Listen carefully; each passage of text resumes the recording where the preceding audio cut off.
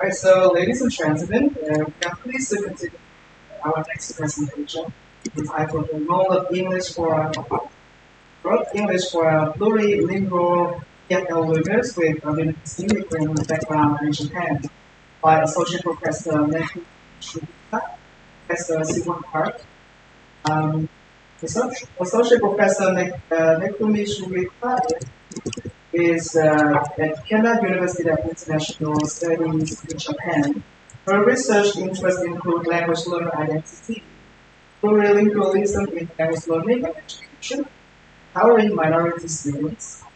As Professor Simon Park is at Shutenro University in Japan, please be reminded that we have 15 minutes for presentation, 5 minutes for Q&A. So everyone now, please join me in welcoming our presenters. Thank you. So once again, my name is Simon Park, and this is Gita, and we work for that. Thank you for joining us. Other teachers in life. So as a moderator, I know about Lincoln.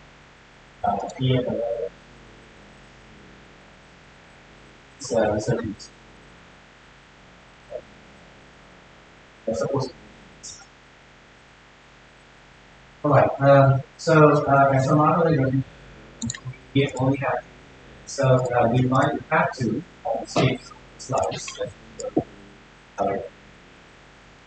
Alright, here are two search aids of ours. So basically, we are employing qualitative method to tend to enable conference secondary human. We are focusing on the oral image, and also we are trying to explore the significance and transformative of finding a purpose. What we mean by purpose is different obvious discuss. Okay, alright,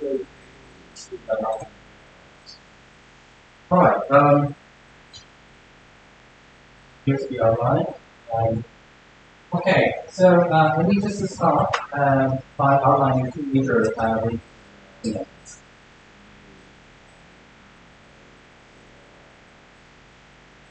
So the first wave came through the Indo-Chinese revenue program.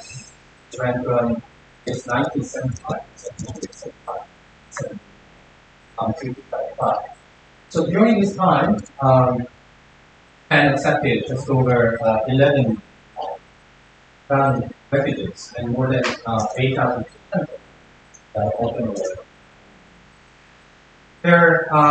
This settlement was supported by the refugee assistance RSU and they provided help with the Japanese language instruction, as these families settled, their children, especially those born or raised in Japan, often had to take on the role of cultural despite reaching family to the mainstream part of Japan, so that their family members, parents, can navigate. Many were responsible for interpreting in school settings, hospitals, and government offices. And these were very complex tasks for okay? And in many cases, they were well beyond what we would expect of some of this. The second wave began in 2000.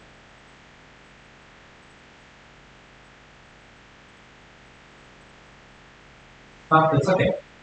Still on this same. So it was driven by economic migration. Okay, most entered and under the technical intern training program or something similar later,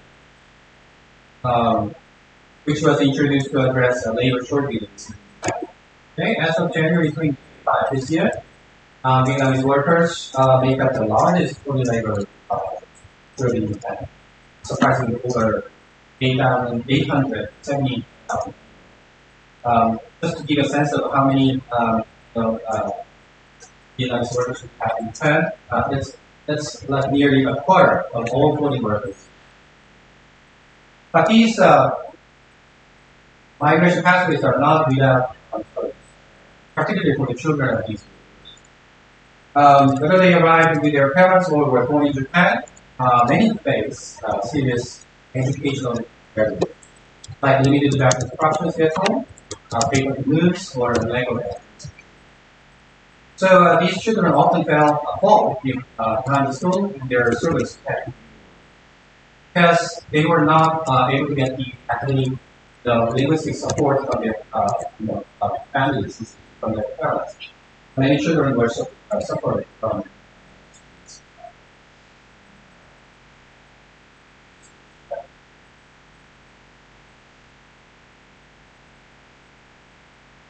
Okay, apparently our study is not the only one. In the past, we studies looked at populations. And English research has highlighted two persistent challenges, lasting challenges, and uh, there are number one moments and two identity. So in 2021, Max the had reported that there are over 58,000 students in Japanese public schools who are identified as leading. While the data aren't broken down by nationality, Vietnamese children likely make a significant as Vietnamese nationals. So many of these students are born in Japan but still underperform academically, partly due to no lingual pretty much and limited teacher training in um, as a result, they often feel excluded in the school classroom and they lost their on the identity front. These children grew up between Vietnamese and Japanese culture. Despite speaking fluent Japanese, they are often seen as foreign, right? Due to their names or appearance. When it comes to names, but they're often seen as foreign due to their names and or appearance, which affects their sense of. So many of these children, Vietnamese children in Japan, even though they were born and they were able to speak Japanese like native speakers, because they look different and because their names were not typical Japanese names, they were treated differently than these children.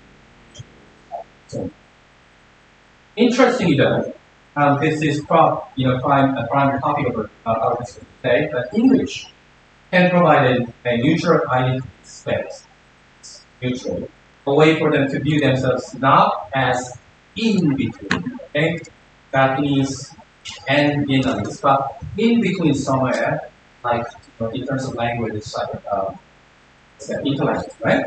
But as globally competent individuals. Okay, so English education plays a role behind or even beyond academics, and it can help students build confidence as global citizens. They can redefine their identity. Okay, and so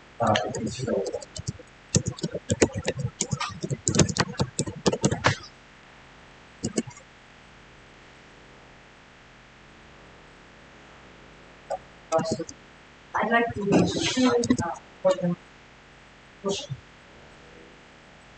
Tourism.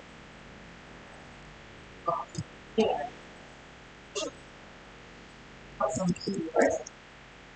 What are they? Holistic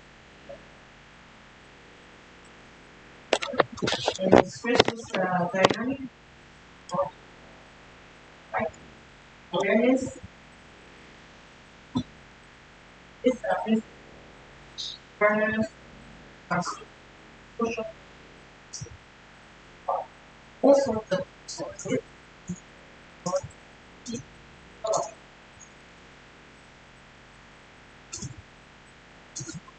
In regard Detailed description of plurilingual competency, but again, I'd like to pick up only the keywords. And she's calling for a paradigm shift from pureness to plurality of languages. And she said that human language is not a closed and homogeneous mono system. Rather, it is a unique, complex, and flexible dynamic polysystem.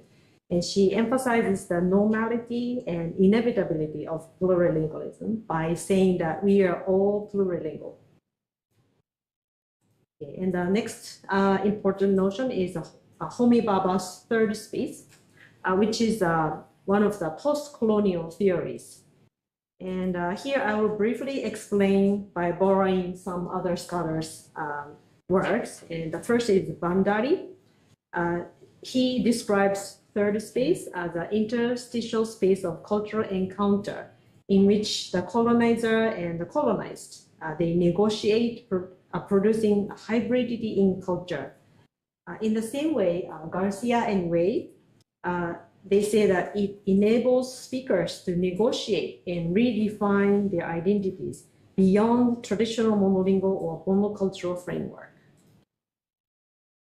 And we'd like to apply this notion of third space to our participants who are immigrant backgrounds. And we thought that could the relationship between the colonizer and colonized be compared to that between host countries and immigrants? Or in terms of their language they speak, the societal language, which is Japanese in our study, and home language, which is Vietnamese. If so, can foreign language such as English play the role of creating a third space for those immigrant youth? So we have 4 participants. All of them are actually university students at the start of our data collection. They all speak Vietnamese with their family on a daily basis, and they have no trouble with daily conversations in Vietnamese.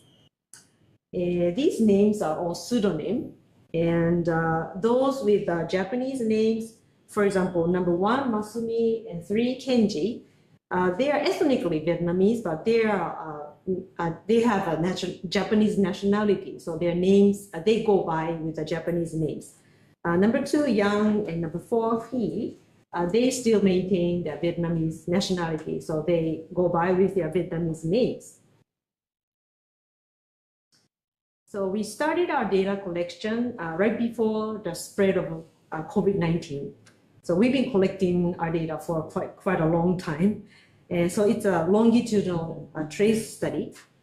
And the semi-structured interviews have been conducted with individual participants, both face-to-face and online.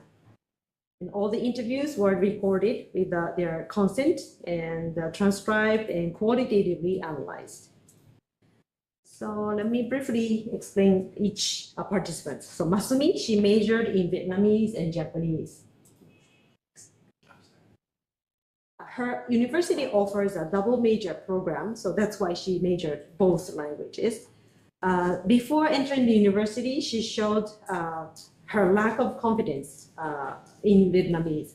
But through the 4-year study, she gained confidence, especially through some study abroad program probably in Ho Chi Minh. So she said she became, she said Vietnamese became her strength.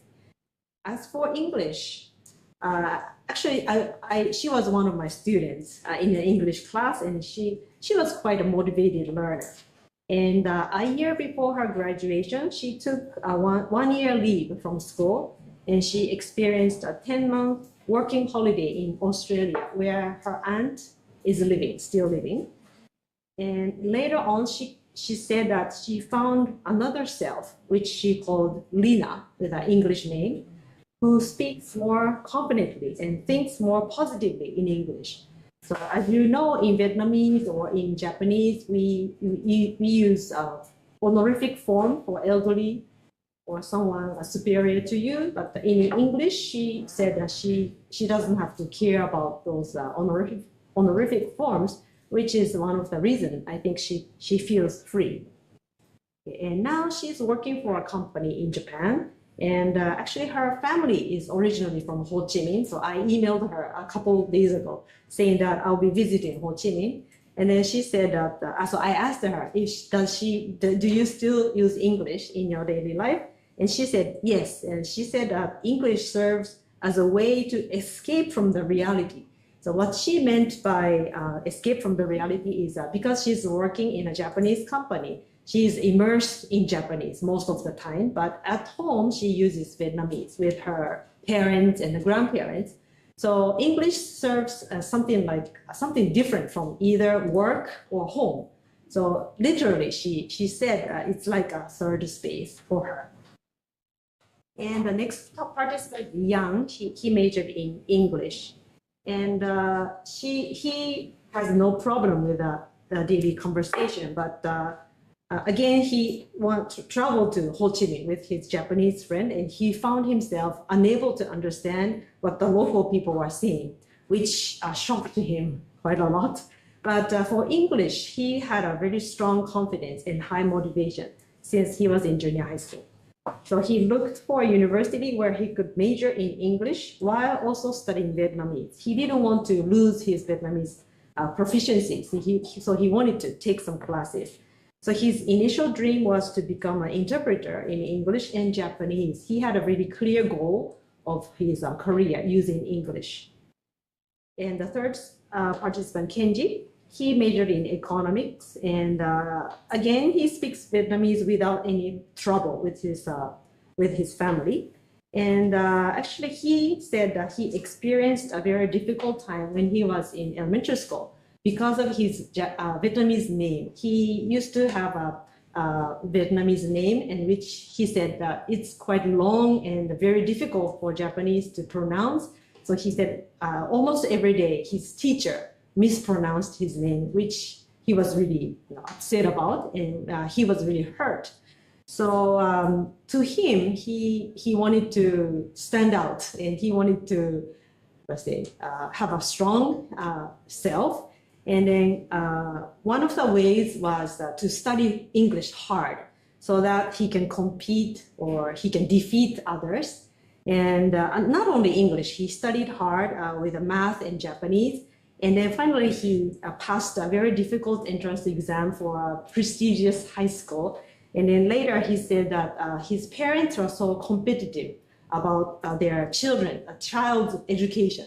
Because in the Vietnamese community, the parents often talk about their children, which school they went to, their academic record. So he said his parents were so happy when he passed the entrance exam. And the last participant, he chose to major in Vietnamese because he thought it might be a bit easier because he was already able to speak Vietnamese. But he said that English improved far more than Vietnamese, except for listening. And when he was a sophomore in college, he got 955 score on TOEIC, which is quite high. And he also got passed the first grade Aiken test, which is an English proficiency test in Japan. And he said in general, his interest in languages in general sparked after entering university. And then he said he used to want to become a polyglot. So to wrap up, our conclusion is that the significance and transformative potential of English for students with migrant background can be categorized as three. The first is a way to academically stand out from others. And the second is a key to career success. And lastly, most importantly, we'd like to mention that English liberates those immigrant students by creating a third space, which led to finding a new self in themselves and promoting their self-esteem. Okay. And we think that our findings are true not only for Vietnamese immigrants, but for students with migrant backgrounds from any countries or cultures. As college educators teaching English ourselves, we hope our research will be beneficial to other teachers in other countries as well. And as a final note, because our study is a qualitative research, we do not intend to generalize our findings to the whole group of Vietnamese immigrants. Thank you very much for listening. Very much for your interesting presentation. So it's time for Q&A. So please feel free to raise your hands if you have any questions, or type the questions in the chat box if you are joining online. Question, right? So you mentioned that the student in the student they speak like 3 languages, right? Yes, Japanese, and English. So I wonder if when Vietnamese heritage and Japanese norm are in tension, so does English become like a tool of cultural erasure or a tool of cultural negotiation? As far as I know, they didn't really talk about any tension between Vietnamese and Japanese. Rather, I felt that they're they don't really distinguish, consciously, realize, they suddenly realize, oh, I'm speaking in Vietnamese, or, oh, I'm speaking in Japanese. They don't really recognize the difference. That's what my impression. So, for example, what do you mean by tension? Like in example? I mean, like when we're speaking like different languages, and I mean, like we got like different self when we speak different languages. So I wonder if those self like contradict, like have conflicts with each other. Like I mean, like although Vietnamese and Japanese cultures kind of we got some similarity. However, there are a lot of differences, and they grow up with their family at home speaking Vietnamese. They got like different heritage, and then when they go to school with their friends speaking Japanese, and they I can say that they are they are native speaker of Japanese because they're born there. So I mean, like I wonder if there are any tension.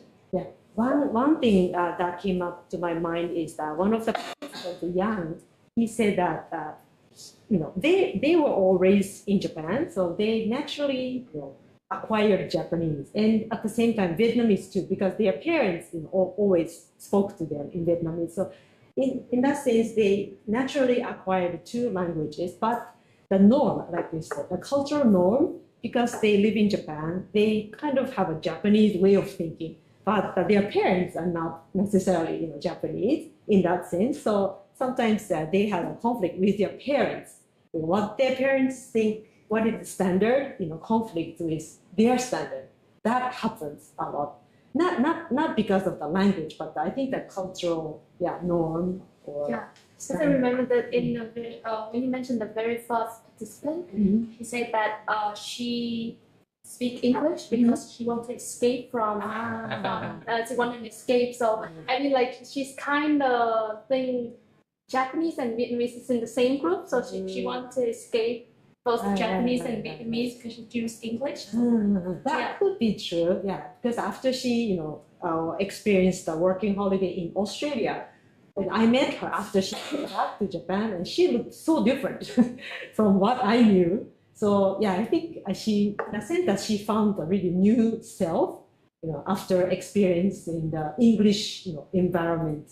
So it's interesting point. Yes. Do you think that it is a positive negotiation? Yeah. Obviously, it's positive. Thank you. Thank you very much for this. Your question and answer. Okay, so the topic is quite interesting, right? Very, very interesting. Investigating the immigrants, the concept of being trilinguals, Yes. right? So that is that the reason why that they are not true Japanese and they are not true Vietnamese. So that means they need to find something for themselves. Yes. And we have some Vietnamese students doing internship in Japan, and Vietnamese students they are good at English, and they have the exceptional values when they have English in a Japanese community. So is that another reason that they could be better, or they stand out, right? Yeah, they stand out from the community, especially Japanese That's true. people.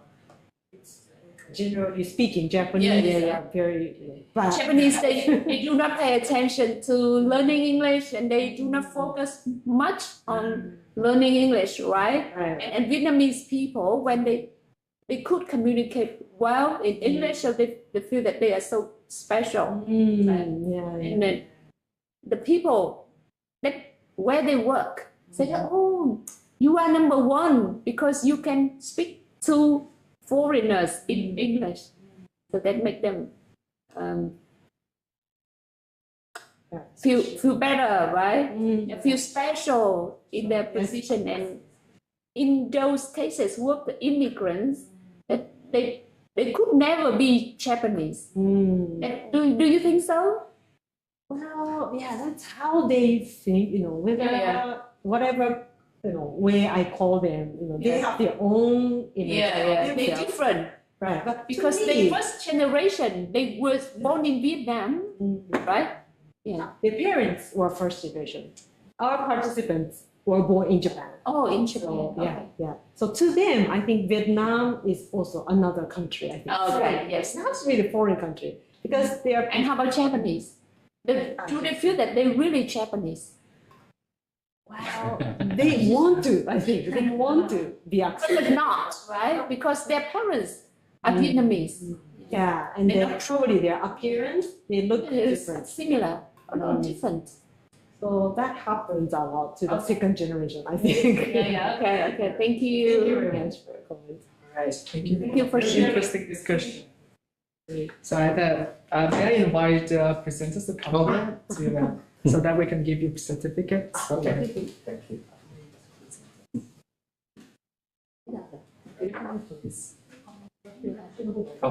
So maybe first Okay.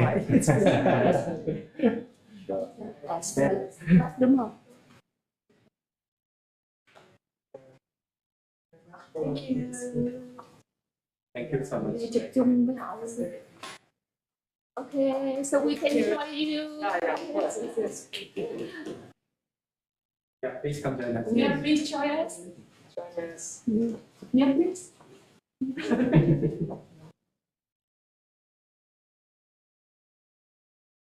One, two,